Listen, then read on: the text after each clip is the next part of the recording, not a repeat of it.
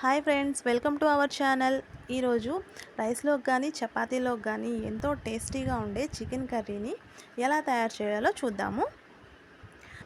దీనికోసం ఒక half kilo chicken తీసుకొని శుభ్రంగా కడిగి పసుపు ఉప్పు వేసి ఒక హాఫ్ అన్ అవర్ ఫ్రిడ్జ్లో పెట్టి నానబెట్టుకోవాలి.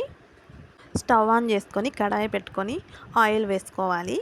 ఆయిల్ హీట్ ఎక్కిన తర్వాత ఒక పెద్ద సైజ్ ఆనియన్ కట్ చేసుకొని ఇందులో వేసి బాగా వేయించాలి.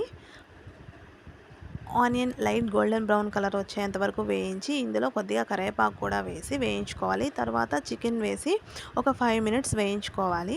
ఈ విధంగా వేగిన తర్వాత దీని మీద మూత పెట్టి స్టవ్ మీడియం ఫ్లేమ్లో ఉంచుకొని కాసేపు ఉడికించుకోవాలి.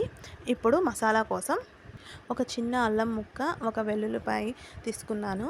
ఈ అల్లం సన్నగా తరిగి వెల్లుల్లిపాయ పొట్టు తీసి మిక్సీ జార్లో వేసుకోవాలి. ఇప్పుడు ఒక 5-6 జీడిపప్పు, అలాగే ఒక హాఫ్ టేబుల్ స్పూన్ ధనియాల పొడి, ఒక హాఫ్ టేబుల్ స్పూన్ మిరియాల పొడి, అలాగే కొద్దిగా కొబ్బరి కూడా తీసుకొని సన్నగా తరిగి ఈ మిక్సీ జార్లో వేసుకొని మెత్తని పేస్ట్లా చేసి పెట్టుకోవాలి.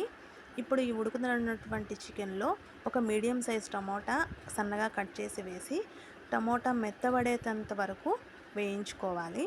ఈ విధంగా వేగిన తర్వాత ఇందులో ఒక 3 టేబుల్ స్పూన్స్ కారం వేసి బాగా చికెన్కి పట్టేంత వరకు వేయించాలి.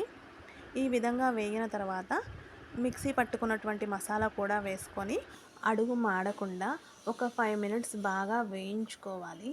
ఈ విధంగా వేయించుకున్న తర్వాత ఈ టైంలో ఒకసారి ఉప్పు కారం సరిచూసుకొని ఇందులో సన్నగా తరిగినటువంటి కొత్తిమీర, 1 టీ స్పూన్ గరం మసాలా కూడా వేసుకొని బాగా వేయించుకోవాలి.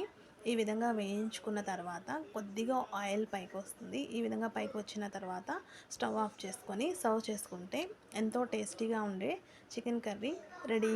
ఇది అన్నిటిలోకి చాలా టేస్టీగా ఉంటుంది.